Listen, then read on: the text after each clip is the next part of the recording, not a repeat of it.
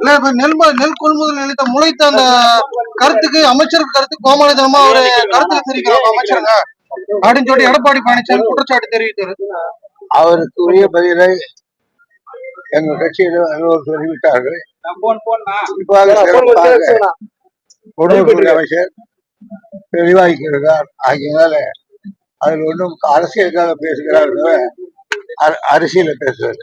Sir, தமிழகத்துல வந்து சிறப்பு வாக்காளருக்கு பட்டியல் திருத்தம் பண்ணி வந்து அடுத்த வாரம் துவக்கப்படுறதா தேர்தல் நாங்கள் தெரிவிச்சிருக்கோம். அதை பத்தி உங்களோட கருத்து சார்? ஏற்கனவே பல இடத்துல திருத்தம் பண்ணி சொல்லிட்டு வாக்காளர் நீக்கம் பண்ணிருக்காங்க. என் கருத்து தலைவர் கருத்து என்னவோ அதான் என் கருத்து. துரோகத்தின் நஞ்சு செடியாக அதிமுக கட்சி அனைத்தும் அழித்து வருகிறார் என இவர் அமமுக பொதுச் எடப்பாடி டிடிவி தினகரன் தெரிவிக்கிறார். எடப்பாடி பார்த்து பெரிய கட்சிக்காரர்.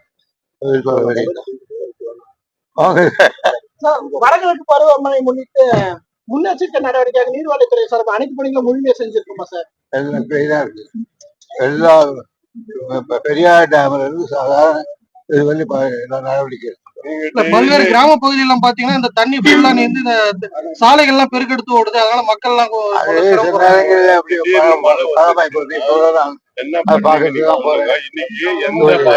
இந்தியாலவே எந்த அரசு இல்லாத அளவுக்கு நீங்க முதலமைச்சர் டெப்டி சிஎம் எப்படி போயிருக்கிறாங்க. சும்மா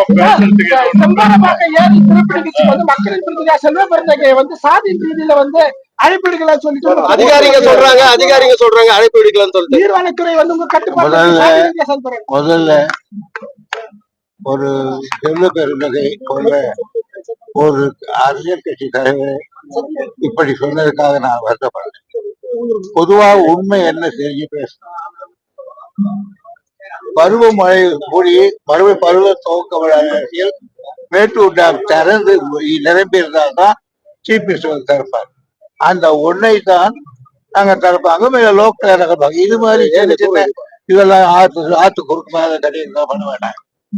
அதுக்காக அவர் வந்து அவ்வளவு பெரிய சொல்லி கூப்பிடணும்னா கூப்பிடலாம், அது ஒரு தப்பு கிடையாது. என்ன இது யாருமே கூப்பிட மாட்டாங்க. ஏரி நான் கேட்கிறேன், காவேரி பாக்க ஏரி பண்றாங்கன்னா அது மாதிரி அது தேங்கி இருக்கு.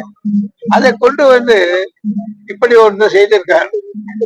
அங்க ஒருத்தங்கிறான், இங்க ஒருத்தங்கிறான். நான் ஒண்ணு சொல்றேன், அங்க ஒருத்தர் இருக்கான், அவனால தான் சொல்ல